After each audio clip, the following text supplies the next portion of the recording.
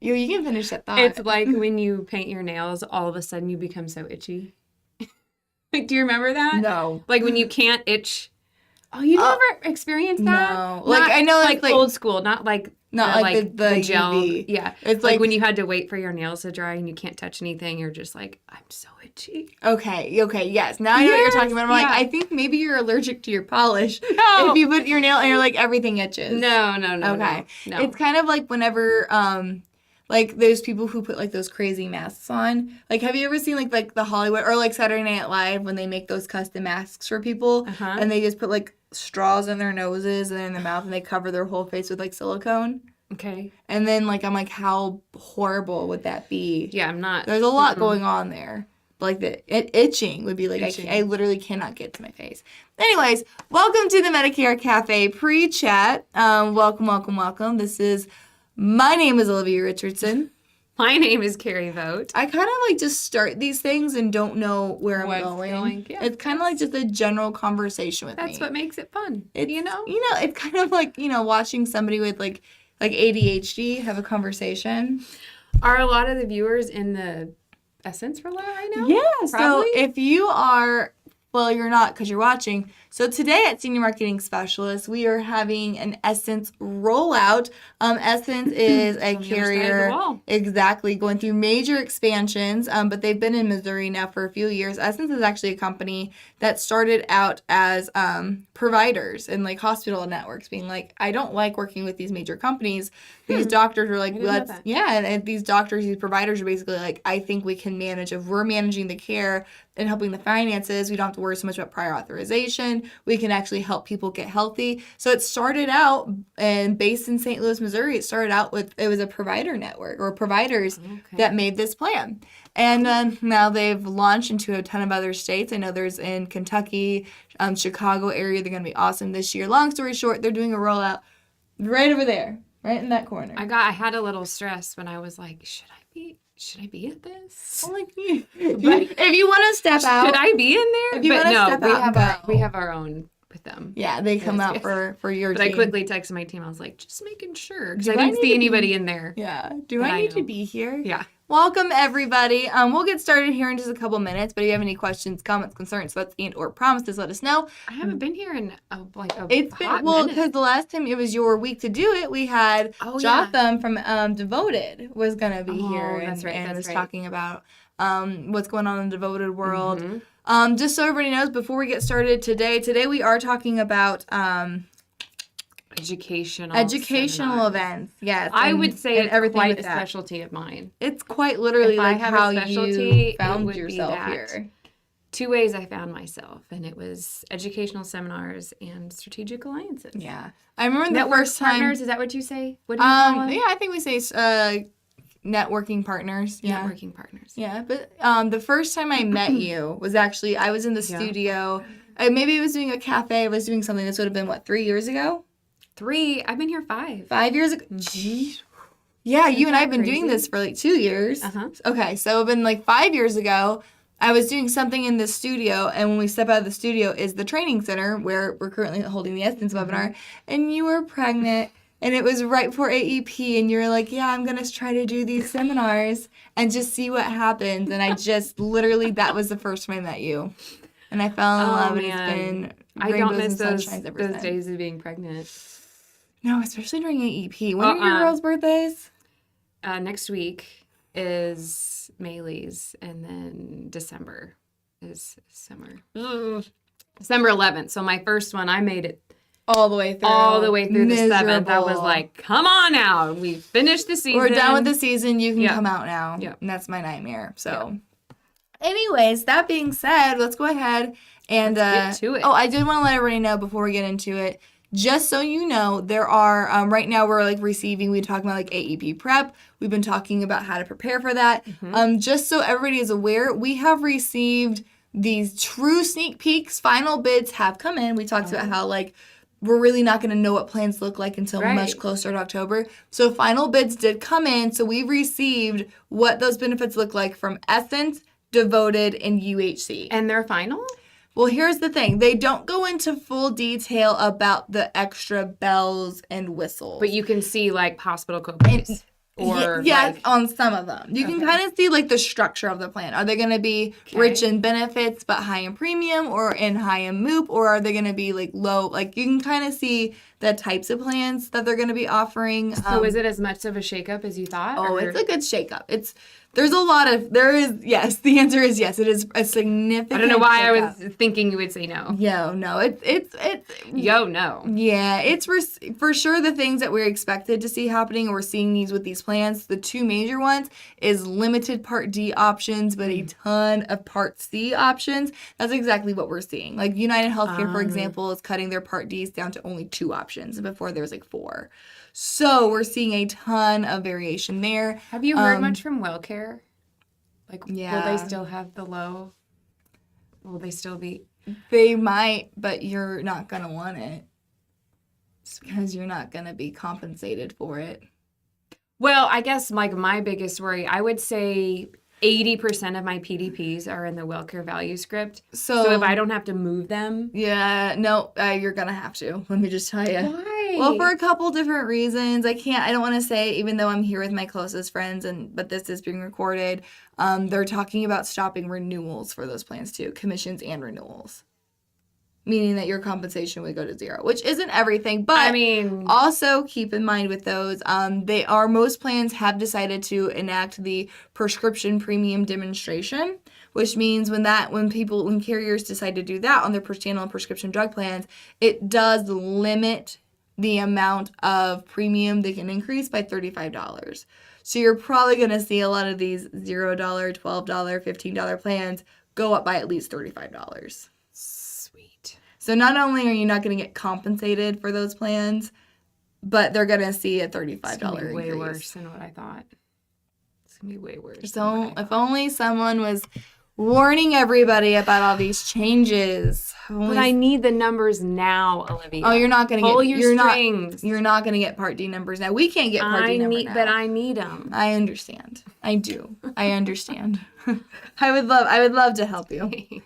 Today, let's get ahead and talk about mastering educational events. Love it. Let's start like a little bit with the why, or what is that? But I want to hear from you. Like, what has like...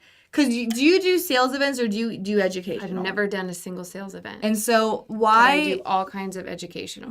Tell me about that. Tell me about like how you got started in them, what they look like for you. We'll get to the slides later, but like I want to. This is literally like 90% of your clients come from educational events, right? No, they come from your networking partners that you do these events for. Yeah. Okay. So like a lot of the seminars I do. So for instance, I have 8 educational seminars in September, and 5 of them are a financial advisor putting on seminars for their clients. So they've invited their people, their clients, and they tell their clients to invite friends because they want to, get new people too. And so, yes, they're coming from both networking partners and the seminar itself. I just feel like that's the best way to do it because I am not like super loyal to one carrier. I don't know. It's just always made sense to be educational and be completely unbiased. And that's how I present myself to all of the financial advisors I work with. And I just feel like you can reach such a broader group of people if you keep the carriers out of it. Yeah. Nobody wants to be sold to, right? Yeah. It doesn't ever sound like you're selling something. Let's get into it. So what is an educational event? So educational events are considered non-registered with CMS, but CMS still has input on what you're doing. And so people say like, well, if I'm not registering them, why does CMS care? Or how would CMS even know? And the big thing is like secret shoppers, or honestly, whenever somebody gets turned in for doing an event incorrectly, it's typically because competition's reporting them or doing something. So always make sure that you are, again, they're not registered, but they do still have rules to abide by. I get scared because I feel like I have 2 levels of compliance. So like 3 of those 5 advisors in September, they have to send my presentation to their compliance team. Right. And 2 of them, I have to write down my script. Every single slide, I have to write down what I'm going to say. And I'm like, can't I'm script probably me. not. I'm gonna miss a few words. Yeah, like I'm not. I don't read. Like I just do it. Bullet points. Yeah. Right? Versus So, the script.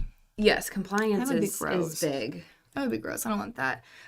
So these are going to be things like, again, where you think like a Medicare one-on-one. An educational event is an event where it's considered CMS cares about it because you're talking about Medicare Part C and Part D at length, or you're at least talking about them to a point where you're describing what they are. However, you cannot talk about carrier-specific things, period. You can answer questions, like if Carrie's doing a presentation and an agent asks, like, hey, I have United Healthcare.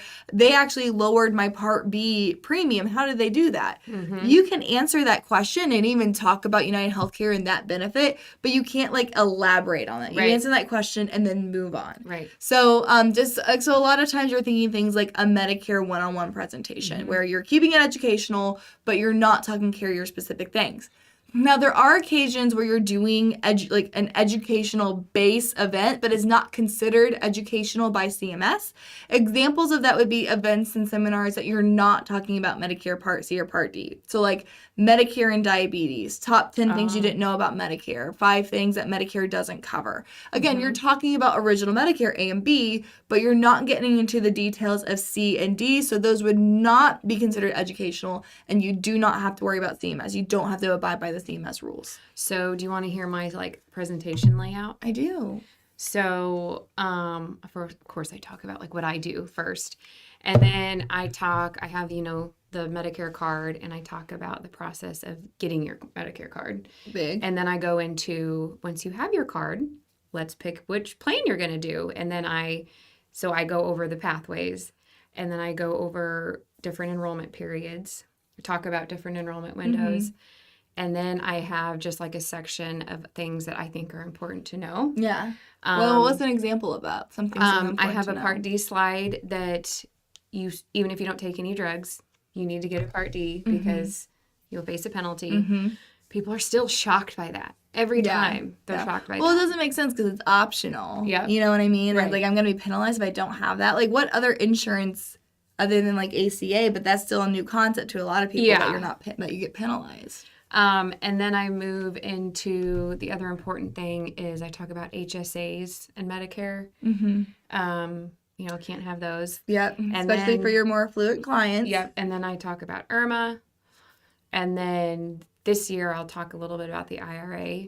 And then I have my disclaimer at the end. And then I wrap it up. That's perfect. That's easy. That's simple. Yep. And the biggest thing is, let's talk about this. Let's talk about the cans and cannot do as an educational event. So things that you are allowed to do as an educational event is advertise it as educational. I know that sounds kind of funny, but if you do a sales event, you can't say, hey, come learn about Medicare. No, when you're doing a sales event, you have to say, come learn about United Healthcare's HMO, blah, blah, blah, or come learn about, you have to be very specific. Educationally, just more people, you will attract a wider audience because, again, no one wants to be sold to. Right. They just want to be educated. Yep. So that's significant. Providing a meal, that's huge. And of course, you can discuss MA and PDP at length. You cannot, that's the one thing I don't like about educational events is the cannots. It really does limit any type of call to action that you would have. So you cannot collect scope of appointments. You cannot set appointments. You have to wait for them to contact you, which in your experience, they have. Yeah. Yeah. Yep. They call me. And my financial advisors know, I can't call them. I can't take their information. They know. Some of them even have scopes. If they want to call me, they connect it. And some of them even get that's super handy. Whenever you have another expert being let me help you get this appointment taken care of. Because you as an agent, your hands are tied with educational events. Obviously, you cannot collect an application. You cannot talk plan, carrier details, anything like that. And of course, it is subject to the $15 per person rule. Yep. So even though that you are able to provide a meal there. So again, you're going to get a bigger audience. You're going to get more people interested in it. Networking partners love it, especially if it's a networking partner that you are new with. You're still kind of building that relationship because you can say if I'm putting you in front of my clients, the last thing I want you to do is start selling my clients and pushing product on them. I don't trust you enough for that yet. So when you're going to a networking partner and doing this for the first time, it's really comforting to say, I couldn't sell anything if I wanted to. I'm not even allowed to talk about carrier-specific stuff.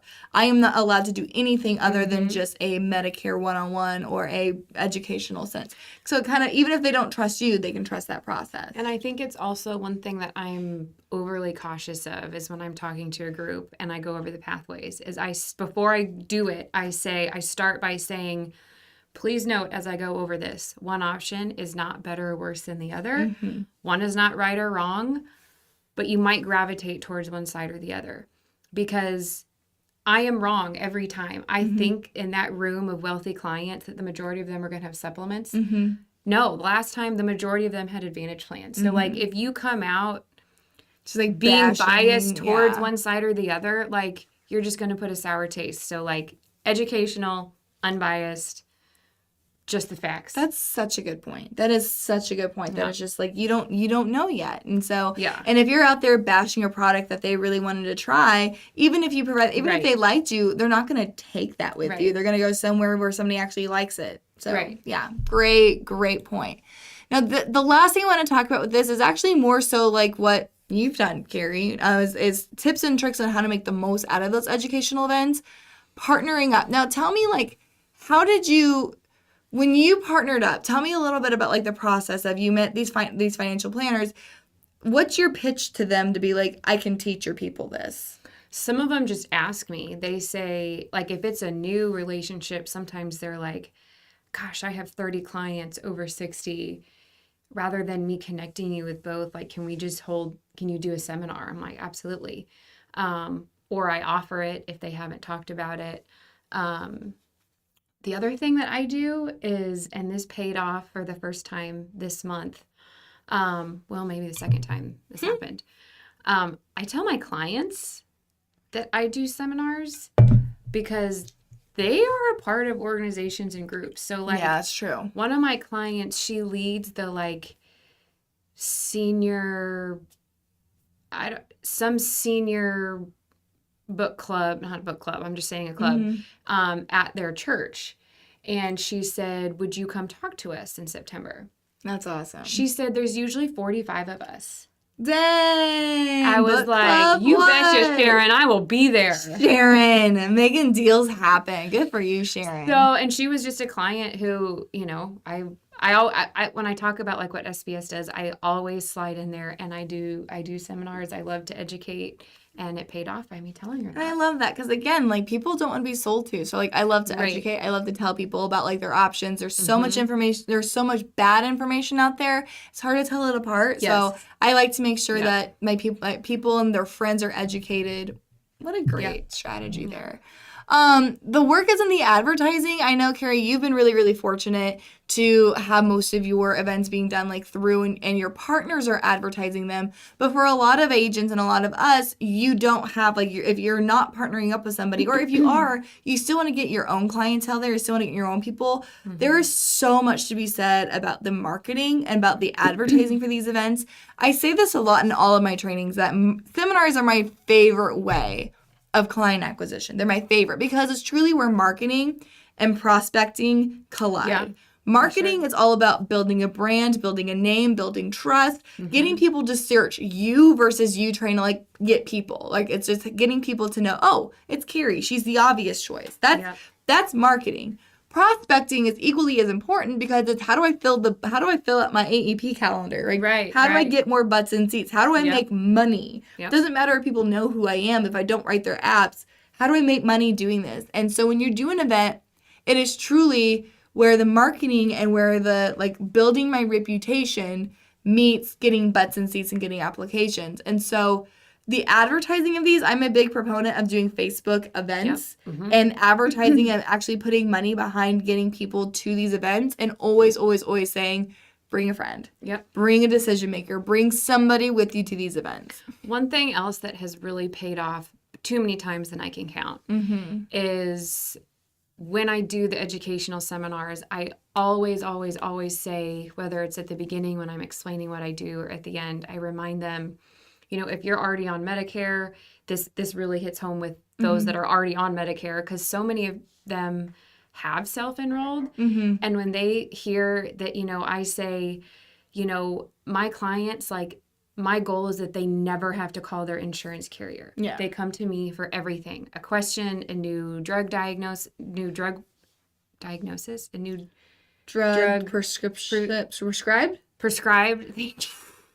Thank you. We'll get there. Sounded weird. Usually it's me that's struggling with the wordy words. But like when they find out like I've been doing this all along by myself, man, it's worth it. Just like they might have a good grasp of Medicare, but finding out that there's someone who will be their advocate and just one point person instead of waiting on hold with United Healthcare or whoever.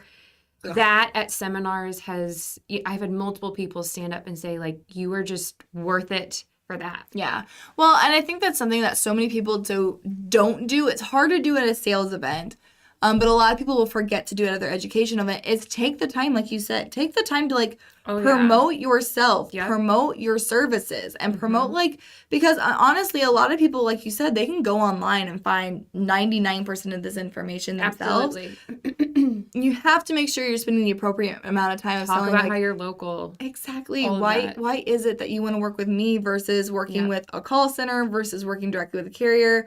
And like talking about how like, hey, it doesn't cost you anything to use an agent. Yep. Oh, absolutely. You gotta say people don't know that. Gotta say that. Yep. People just like either you're gonna charge me, especially when you're doing this with a financial planner where it does cost like the commissions for them to do that. It does come out of your money.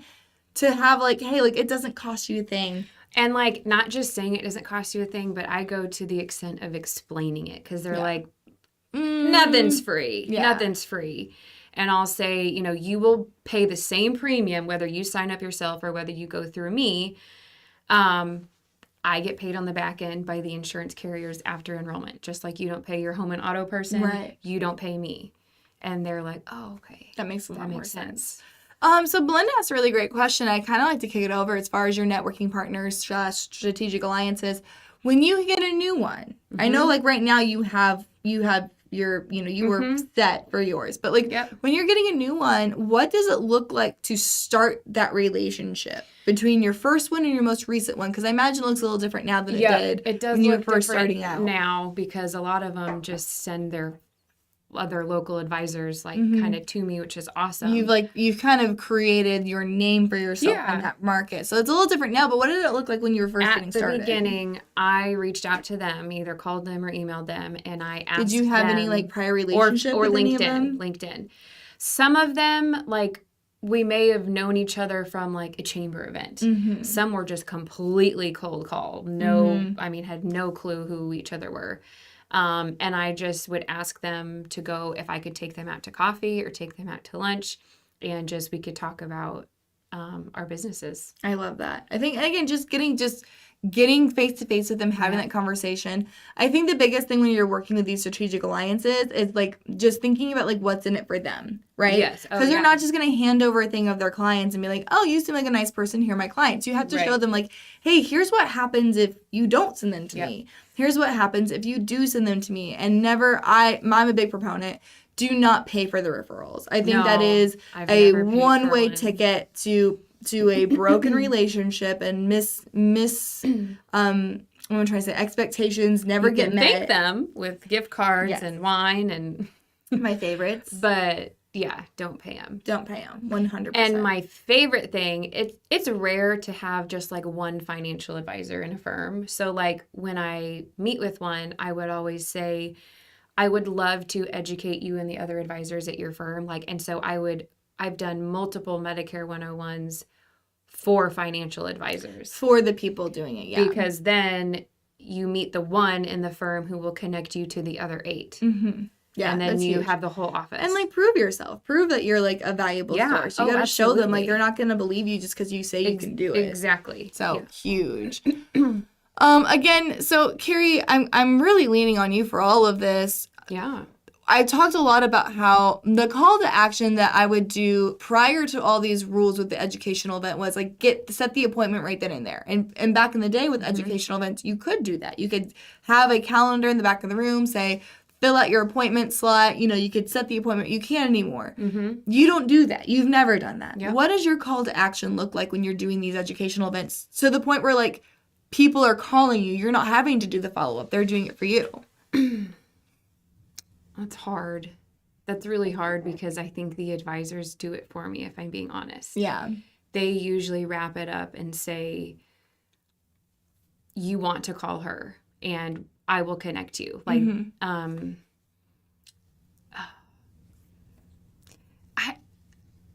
I don't know. I don't know what my call to action is. I mean, that's fair to say, like, it happens in the room. What I would suggest doing is basically, again, reiterating the value of having an agent, being like, hey. Yeah, I guess that probably would, because that's usually how I wrap it up. Yeah. And a lot of it's just saying, like, hey, what your Medicare looks like is going to look completely different than your neighbor or even your spouse. For sure. Yeah, you need to have individualized attention on your Medicare benefits. So please, if you have questions or you want some individualized, attention on that, give my office a call. My information's at the back of the room. Pick up my card and give my team a call. We'll be happy to set an appointment. You just can't set the appointment at that event. And you can't pass out that information. You can make it available, but you can't pass it out. And I also always say that, I guess when I am wrapping it up, that I'm happy to answer questions even if you're already on Medicare.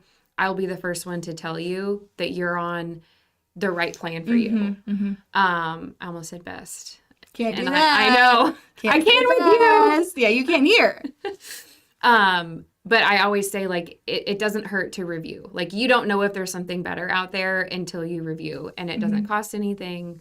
And again, like, I swear for this financial advisor, the first year I did a seminar for his clients, I maybe got one of the 30 because all of them were on stellar plans or retiree plans. And I was just like, maybe next year, remember me. Yeah, but and then half of them are my clients now. Exactly. And that's the one thing is I understand nobody works for free, but you're a business owner. If you do an appointment and you don't get a sale off that appointment because they're on the right plan for them, that's advertising, that's marketing. Your best referrals will come from people that you never signed anything up for. For sure. Because it shows that you are in it for the right reasons. You're not just trying to make a sale. And of course, if you are in those appointments where, hey, I don't need to move their Medicare Advantage, I don't need to move their Medicare Supplement, especially on a Medicare Advantage plan, my favorite line is, okay, perfect. What do you have for your hospital benefit?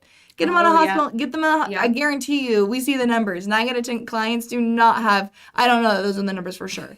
My opinion is that 9 out of 10 clients have never even heard of a hospital indemnity plan. So just say, what's the hospital benefit through? That way they become your client. You can now call them next AEP. You don't have to wait for a call from them. Or to asking them about their cancer coverage. And people love to hear you tell them, your plan is great. Yeah, you made a really smart choice. Yeah, they love hearing that. Yeah. And again, you made a really smart choice. I'm glad that you're on this plan. This is the plan I would advise for you. I can't say that that'll be the same next year or in 5 years from now, but right now you made the right choice. I love that. Very cool. Yeah. Now, I do want to mention, of course, Senior Marketing Specialists and Integrity have come out with the Inflation Reduction Act presentation. We do have that on our website you can do those now. They are considered an educational event because you're talking about Medicare Part D. So they are considered educational. It's something different than a Medicare 101.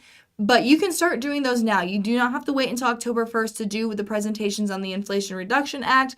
Those are made available for you. Try those. I know a lot of, especially pharmacists are really concerned about what this is. Most of them have no idea that it's coming. And so if you're wanting to do some partnerships with the pharmacies, do an Inflation Reduction Act presentation for them. I'm kind of alarmed. My one pharmacy relationship. I emailed him about a month ago and I was like, hey, I'd love to just have a phone chat with you sometime about your side of the IRA and how this is going to trickle down and affect you guys, and just silence. So I'm like, I hope I wasn't news to him. I mean, I'm telling you, in the conversation that we've had, we've been doing these meetings and seminars and everything a lot. Every single time I talk about this, I have at least one agent say, my pharmacist has no idea what this is. My pharmacist has no idea this is coming. And what's going to be confusing is come January 1st when somebody says, hey, I like to invoke smoothing, especially your mom and pop guys are going to be like, good for you. Yeah, this was a smaller What does local. this mean? Right, exactly. Yeah. What does that even mean? Yeah. So it is a huge opportunity to show your value to those pharmacy partners, especially those mom and pop ones, and start that relationship now. So again, do that. Now we do have a question here. It says, during certification, one company stated that the educational events do need to be reported to them. Our comments on that. So CMS makes these rules, makes these regulations. However, it's up to the carrier to uphold and police those. So if a carrier is saying, so CMS will say, hey, we don't have to know about your educational events. You do have to follow the rules, but we don't have to know about them. It is within a carrier's right to say, hey, but we do need to know about that. So if a carrier is stating that educational events need to be registered with them, that is a carrier rule, not a CMS rule. The carriers may be saying, hey, we want them registered with us. Just know that the information is not going to make it to CMS. That is carrier by carrier, and the carriers do have the right to do that. Great question. But anyways, guys, that's kind of it. That's all I have. I'm talking about educational tips and tricks, way to do that. We've kind of already talked about promoting yourself in your agency. All of these are great, warm and fuzzies. However, educating clients on Medicare does not pay the bills. You get paid by writing applications and sending them to carriers. So making sure that you're keeping that in mind, building that relationship, building your recognition, building your name, but you do have to make sure that you are promoting yourself, promoting your agency, and setting appointments, even though you can't set an appointment at an educational event. And if you're nervous to do it, just do one. Just get one out of the way. It's and really it will just scary become the first second time. nature. Mm-hmm. I mean, I still get nervous. If you don't Before get I get- nervous, you then don't you don't care. care. Yeah. So it's good to be nervous. Yeah. Growth comes from outside your comfort zone. So get uncomfortable. Do it. It's genuinely the doing seminars is my favorite, and I would think like across the industry, one of the best ways to gain new clients. Yep. I love it. Hard to argue. Any other questions, comments, concerns? While I'm waiting for that, Carrie, any thoughts from you? Any final words of wisdom to leave us about kind of your niche, what you do? Just that it works. It works, guys. If you have any network partners, ask them. Ask them now. Say, hey, we have an upcoming crazy open enrollment. Just by me sending those emails out to some of my financial advisors about just an FYI, here are some snippets of what's going to change in 2025. They were like, all right, let's schedule a seminar. Yeah, let's get something. So if you have any network partners, be reaching out to them. And Michelle asked, what materials do you hand out? I don't hand out anything. You could, if you wanted to, hand out like Medicare and You handbooks, anything with like. Yeah, I don't hand it. Yeah, you can't. You can. The only thing, like again, you can hand out like government documents, Medicare 101. You can hand out a presentation. You cannot hand out anything that's carrier branded. You cannot have anything that's carrier specific, and you got to be careful about what of your own materials you hand out. Most times in educational events, you cannot hand out business cards. You cannot hand out brochures and stuff, but you can make them available. Yeah. Also keep in mind with educational events, you can collect permission to contact forms. That's the only thing you can collect from a consumer. You just can't like pass them out and require people fill them out. What? Back in the day, we had to use carrier and cash approved educational seminars. So now we can just structure our own. So Stacey, just to again, it depends on what you mean back in the day, because back in the day educational events were more governed by carriers. They did have to be registered through CMS. So we've kind of seen this like CMS backed off, then they came back on. But no, as far as an educational event goes, you are not allowed to use carrier specific branding material. Now, back in the day, United Healthcare, which might be who you're talking about, did make some really cool, there were Medicare Made Clear presentations that were not UHC branded, but they were, again, the Medicare Made Clear. And those were really great presentations. They had great Medicare 101 material, great educational material. But no, as you do not have to I make have my these, own PowerPoint. Yeah, you can make your I make own. it all. I would highly recommend, if you do, again, senior marketing specialists, we have a PowerPoint. We have several PowerPoints that you can be using as far as doing educational events or marketing events. The only time that the carriers need to have approval and things like that is if you're doing a sales event. Because if you're going to be talking about carrier-specific stuff, they have to approve that material. That's why most of the time, if you're doing a sales event, they will provide the material on your behalf, because that does have to be CMS approved and approved by the carrier. So educational events, no. I do recommend if you are going to make your own, send them to us. Our compliance team can look at that to make sure that you are true. It is pure educational event and you didn't accidentally put something in there that you weren't supposed to. Yep. Awesome. All right, teams, we appreciate it, my friends. If you do have any questions, feel free, again, even if you're watching the recorded version of that is my number. Feel free to text me at any time. And I always try to get back to everybody at least within 24 hours, if not immediately. But yeah, we appreciate you guys. Text her at like midnight tonight. I dare you. I dare you. I'll probably be up because that's just what life is like with a 4-year-old right now. So, all right, y'all. So until next time, have fun. Make money. And give impeccable service.